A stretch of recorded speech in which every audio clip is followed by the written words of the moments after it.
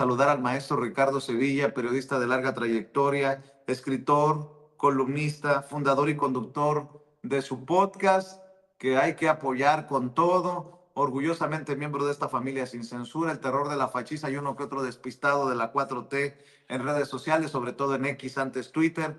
Ricardo, yo no sé si tú compartas, ¿no? Pero pues estos señalamientos directos de Mario Di Constanzo, de Riva Palacio y de todos estos personajes ponen en riesgo a nuestros compañeros y compañeras independientes y alternativos. Pero bueno, en esta batalla estamos y nunca antes, creo que ni con Andrés Manuel López Obrador, lo importante de ver, de exhibir quién está de qué lado de la mesa. Mi querido Ricardo Sevilla, ¿cómo estás? Estoy muy bien, querido Vicente, público memorioso. Coincido completamente. Hay en curso una transformación. Durante el sexenio de Andrés Manuel López Obrador se activó esa transformación que hoy estamos viviendo. Nadie la va a parar y no la van a parar los políticos de derecha, no la van a parar los comentócratas, no la van a parar los medios de comunicación corporativos. Ya está en curso y va a ser imbatible. A pesar de estas campañas sucias, a pesar de estas campañas bajas, a pesar de que ellos en algún momento tuvieron la narrativa en sus manos, una narrativa belicosa, una narrativa en contra de los enemigos de sus patrones y a favor de quien los chayoteaba. La transformación ahora está en curso, ya nadie le va a parar. Ahora se trata, digamos, de la segunda fase de un movimiento que tiene que ver también con la información. La información está fluyendo a manantiales y los medios de comunicación corporativos que antes lograban contener todo eso, incluso hay en comunicación una parte que se llama contención de daños. Hoy no pueden contener esos daños que se reducen simple y sencillamente a que estos personajes han sido exhibidos en sus mentiras y en sus corruptelas. ¿Esto puede poner en riesgo a nuestros compañeros? Por supuesto que sí. Están contra todo tratando de llevarse un poquito de lo mucho que tenían en cuestión de dinero hacia sus arcas. Y entonces, ¿quiénes son los enemigos a vencer? Los medios de comunicación libres, los medios de comunicación independientes, los compañeros que están haciendo su lucha, que hoy me parece, Vicente, que se da una información muy, muy importante y que la Fiscalía General de la República debería de estar avergonzada. Hay varios hechos que se han venido uniendo a favor del esclarecimiento de lo que está sucediendo allá en Jalisco. Hace unos días detuvieron a José Gregorio N., alias el Astra o el comandante Lastra, quien, de acuerdo con la información que presenta el propio Omar García Harfuch, era líder responsable de reclutamiento para el cártel Jalisco Nueva Generación. Había reclutamiento, por supuesto que había reclutamiento. Nunca hemos intentado tapar el sol con un dedo. Hay narcotráfico en el país, por supuesto, se tiene que abatir, desde luego que sí. Ahora, todo esto que está emanando por todos lados, no son más que rumores. Hay que irnos a la información dura de lo que está sucediendo o de lo que sucedió en el rancho Izaguirre y que yo diría que sigue sucediendo porque la Fiscalía General de la República se ha dormido en sus laureles. Le dicen algunas voces maliciosamente a Alejandro Gertz Manero, Tortuguerz, y yo coincido completamente con esto porque es un personaje que desde el sexenio de Andrés Manuel López Obrador no hacía gran cosa. Lo digo con todas sus letras, híjole, y sé que Alejandro Gertz Manero pues es un personaje, lo digo también, un personaje temible, un personaje que no aguanta la crítica. En fin, Omar García Harfuch, Vicente, ha explicado que sí había ahí un sitio de reclutamiento, que las personas eran uniformadas, que les ponían ropa táctica, que había adoctrinamiento incluso también. El entrenamiento, de acuerdo con la información que presenta García Harfuch, pues duraba más o menos un mes. estaban incomunicados, les recogían los teléfonos, todo esto que tiene mucho sentido. La ropa que se encontró ahí en determinado momento tiene que ver justamente con eso. Los despojaban de su ropa, de sus zapatos, y les ponían una ropa táctica. Esto me parece muy importante porque viene todo ese sensacionalismo de Raimundo Riva Palacio, de toda esta gente que usted ya conoce. En fin, desde ahí eran enviados a diferentes partes de la República Mexicana. Usted sabe que se trataba de incrementar la fuerza del Cártel Jalisco Nueva Generación, una organización delictiva que, si no conoce usted, que yo creo que sí la conoce, pues era terrible. Ahora, aquí me parece muy importante también que usted está al pendiente de algo que se dijo y que se tiene que decir también en voz en cuello: la utilización de las redes sociales. Las redes sociales, y lo hemos dicho, son trampas a veces, bocas de lobo, donde usted tiene que tener muchísimo cuidado con la información que consume, los mensajes que responde, etcétera, etcétera. ¿Por qué? Porque las redes sociales se ofrecían, Vicente, para colocar anuncios, o se ofrecían oportunidades laborales que desde luego eran falsas. Había gente que devoraba ese cebo, y bueno, se les ofrecía generalmente, y es algo que yo creo que interrogaron a este señor Lasca, y pues bueno, les dijo, se ofrecían puestos de seguridad, y entonces les decían, bueno, pagamos entre 4,000, 5,000 pesos hasta 12,000 pesos, y aquí lo interesante es el esclarecimiento de esta parte, porque no se está negando en ningún momento, y usted puede escuchar a Omar García Harfuch decirlo: sí, hay, por supuesto, células delictivas, hay cárteles del narcotráfico, pero no hay de eso a que haya en México la instalación y la implementación de campos de exterminio que tengan la finalidad de quitar la vida en masa a cierta parte de la población. No es la verdad. Digamos que eufemísticamente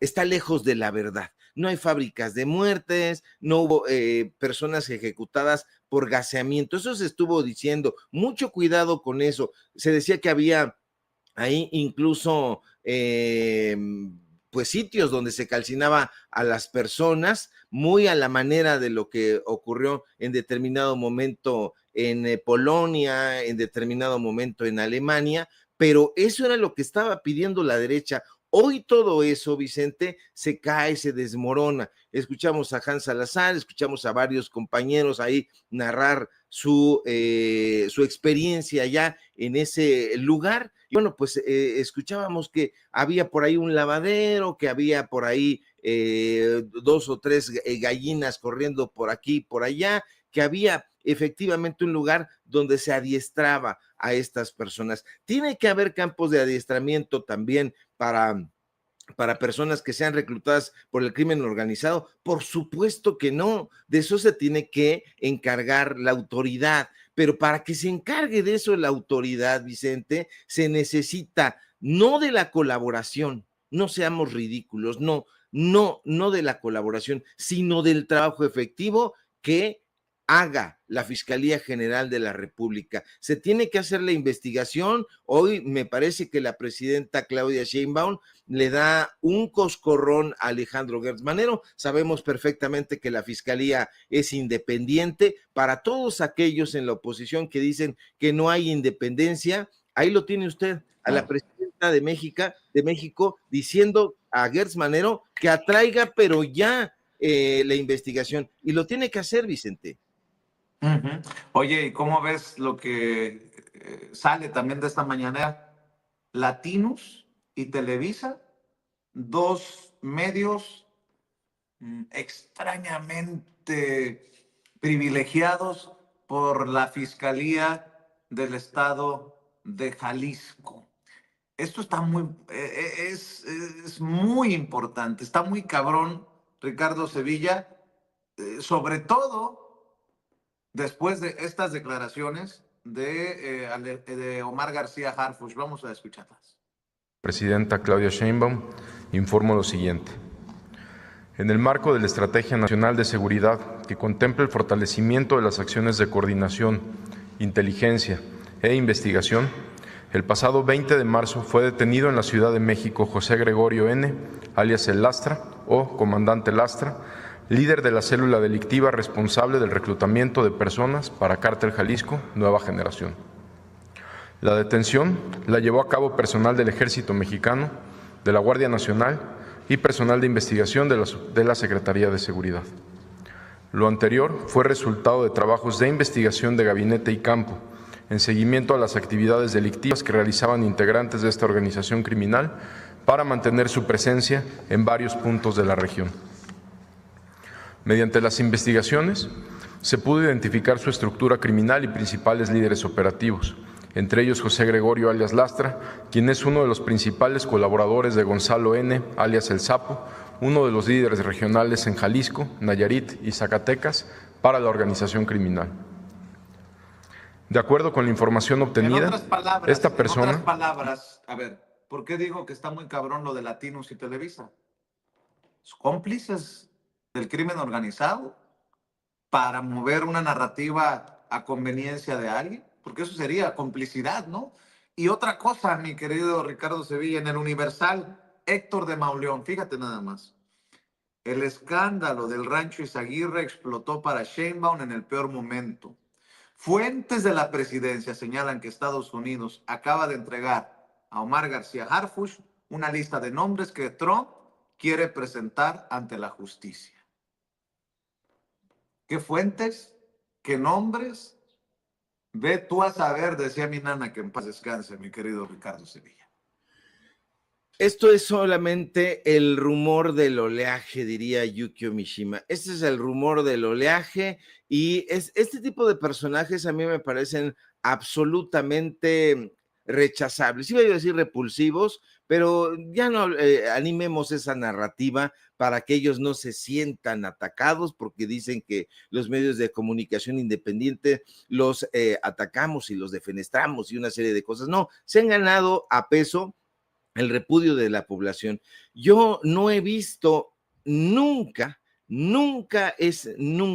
a Héctor de Mauleón haciendo una cobertura de nada, y podrán venir acá sus amigos, la gente que lo admira y dirá, bueno, Ricardo, pero andaba caminando por el centro. Bueno, eso es otra cosa, andaba caminando por el centro con unas hojas y hablando de la crónica que le preparaban para hacer su programa allá con el usurero en ADN 40, pero una cobertura como la que hemos visto en los últimos días que han hecho los medios de comunicación independientes, no la ha hecho jamás en su vida. Es un periodista, un cronista de escritorio.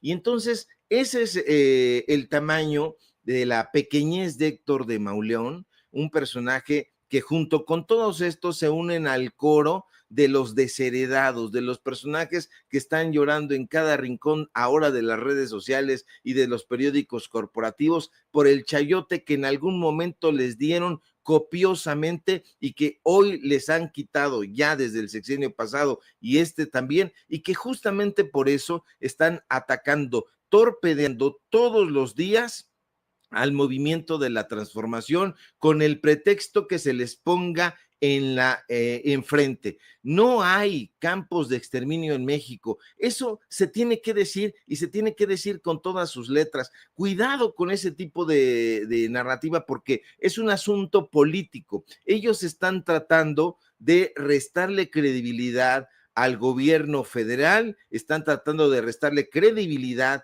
a los gobiernos emanados del partido Morena con el fin de llevar todo un resentimiento a esas huestes. No lo van a lograr porque la gente se está informando, porque la gente es sagaz y porque sabe perfectamente que con ayuda y patrocinio y financiamiento de los medios de comunicación corporativos y de los empresarios han impulsado siempre una campaña de desprestigio en contra de los enemigos a vencer. Siempre lo han hecho y lo quieren seguir haciendo. Y la gente dice, no, aquí desafortunadamente hay montaje. Ahí en la crónica que nos hacen algunos compañeros que escuchamos de manera, pues digamos, interesados, que estuvieron ahí, pues bueno, encontrábamos ahí simple y sencillamente, pues un campo abierto donde se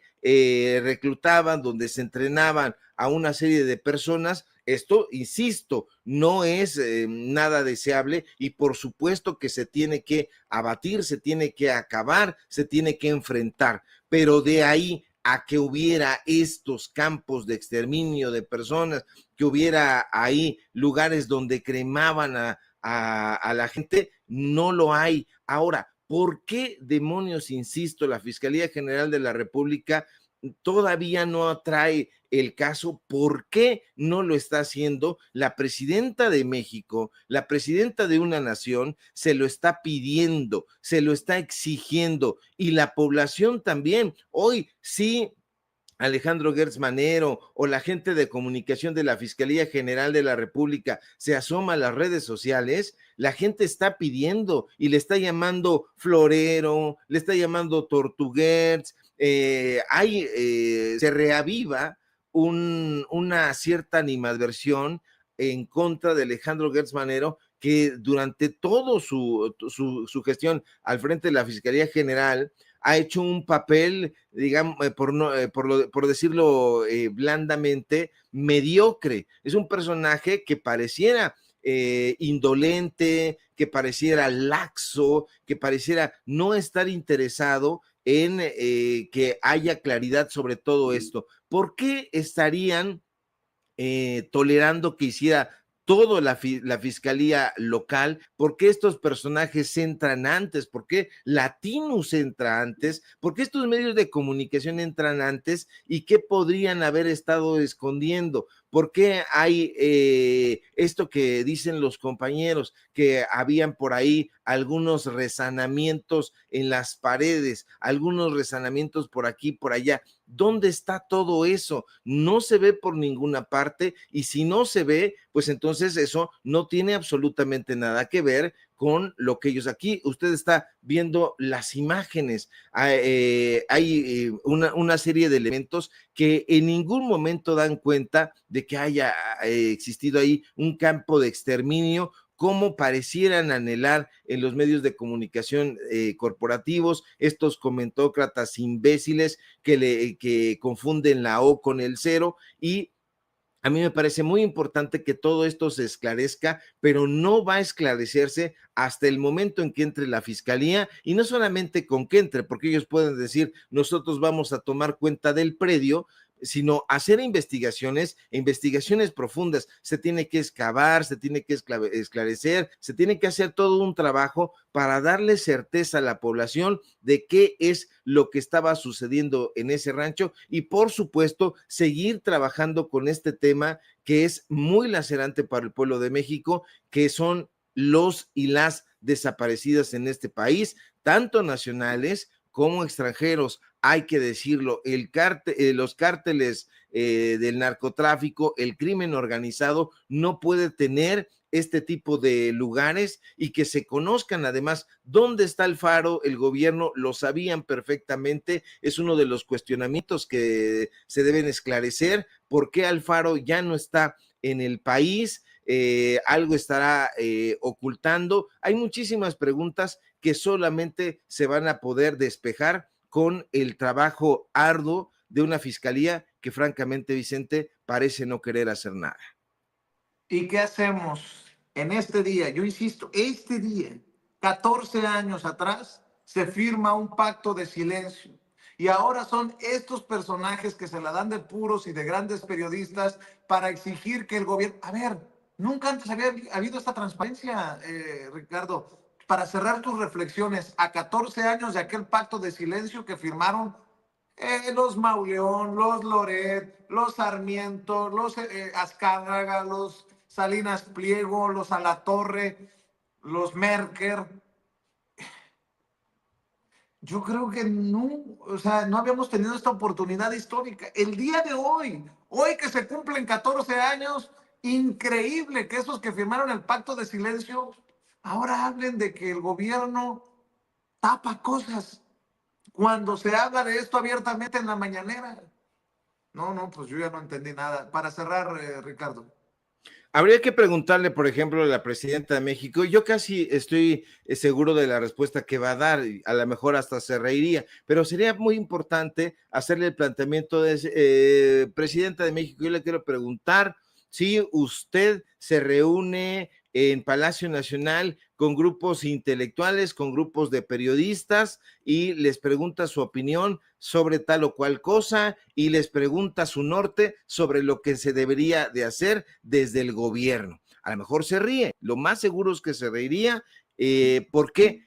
¿Por qué este planteamiento? Porque esto nos podría dimensionar que este gobierno no se está reuniendo. Imagínate, ahí están postrados muchos periodistas de la derecha, ahí en la calle de Moneda, a ver quién va, quién entra, quién sale a Palacio Nacional. Bueno, en Los Pinos, Enrique Peña Nieto mandaba llamar al grupo Letras Libres encabezado por Enrique Krause, hacía que se presentaran todos y que les dieran una opinión sobre cierto tema. Acto continuo, caían a cascadas los contratos a favor de las empresas de Krause. Hacía lo mismo Felipe Calderón con el grupo Letras Libres, con el grupo Nexos, llegaba Héctor Aguilar Camín, Héctor de Mauleón, Carlos Tello, toda esta gente llegaban ahí y se reunían con los presidentes de la República y ellos les preguntaban sobre determinado tema y estos personajes daban su punto de vista y por supuesto saliendo de Los Pinos, hoy convertido afortunadamente en un parque donde puede ir toda la gente, bueno, saliendo de ahí, en esas épocas iban y escribían artículos, columnas, reportajes, tergiversaban la información para lavarle la cara al gobierno. Hubo un pacto de silencio, por supuesto. Nosotros no estamos inventando nada. Lo puede usted ver a través de los videos, puede ver ahí las fotografías donde está Krause, donde está Azcárraga, donde está el usurero Ricardo Salinas Pliego, donde están todos estos personajes, Pepe Cárdenas, en fin, se me agotaría aquí el tiempo para cerrar esta reflexión, nombrando a cada uno de los aplaudidores de los regímenes neoliberales. Así que no se vengan a dar baños de pureza. Raimundo Rivapalacio era uno de los grandes aplaudidores en aquella época. Aquí está usted viendo a toda esta gente, está viendo al exrector de la UNAM, está viendo a Pascal Beltrán del Río, a Ciro Gómez Leiva, prácticamente besarle. Ahí está Narro, el exrector de la Universidad Nacional Autónoma de México, después de venido secretario de Salud. Ahí está Eli Ortiz, el usurero, en fin, toda esta gente que, ¿qué le decimos? Ahí los tienen besando, adulando, llevando a cabo un batallón de infantería periodística e intelectual a favor del PAN, a favor del PRI, y de eso no quieren hablar. Dices bien, sería muy importante, ahí está el amigo de Ciro, Manlio Fabio Beltrones, uno de los grandes amigos de Ernesto Rivera, ahí en Excelsior, uno de los jefes de Ciro Gómez Leiva. Toda esta gente estaba ahí, la ve usted perfectamente, ve esa imagen, es reveladorcísima, donde vemos a Joaquín López Dóriga hoy indignadísimo porque tienen en el ojo de la crítica a su hija, pero está a espaldas de Salinas Pliego, es una especie a espaldas de Azcárraga y a espaldas de Salinas Pliego, y lo tiene usted ahí como su escolta. Ese tipo de imágenes no las va a ver usted en esta prensa, y justamente por eso están enardecidos, porque nunca se imaginaron estar en el ojo de la crítica y mucho menos perder esos millones que al final del día, Vicente, era lo que les importaba. Querido Ricardo, cerremos, maestro, invitando a la audiencia a que amor con amor se pague, por favor, como todos los días. Claro que sí, querido Vicente, público memorioso, síganos en nuestras redes sociales, apóyenos, échenos la mano. Ya está, hoy se estrenó nuestro nuevo episodio en Datos Duros Podcast. Vaya, póngale su like, si no lo puede ver ahorita porque está acá en Sin Censura, está haciendo sus actividades. Cuando termine Sin Censura, vaya, échele un ojo, ahí va a estar. Esa es un poco la fortuna de los podcasts, usted puede verlo en el momento en que tenga tiempo, échenos la mano, ahí estamos haciendo nuestra lucha, porque es un batallar con estos chayoteros, a los que le siguen, por cierto, metiendo combustible. Síganos en nuestras redes sociales, en X @Sevilla Crítico, en Facebook Ricardo Sevilla, así nada más, y síganos, por supuesto, aquí en la familia Sin Censura. Te mando un fuerte abrazo, querido Vicente, y estamos pendientes a la información y a ver cuándo te lanzas al podcast, insisto. Claro que sí, maestro. Está pendiente, claro que sí. Ya estoy viendo el nuevo capítulo. Éxito es con la esposa de Israel Vallarta, a quien también le mandamos un saludo. Te mando un abrazo, Ricardo, al pendiente. El maestro Ricardo Sevilla hablando con nosotros sin censura.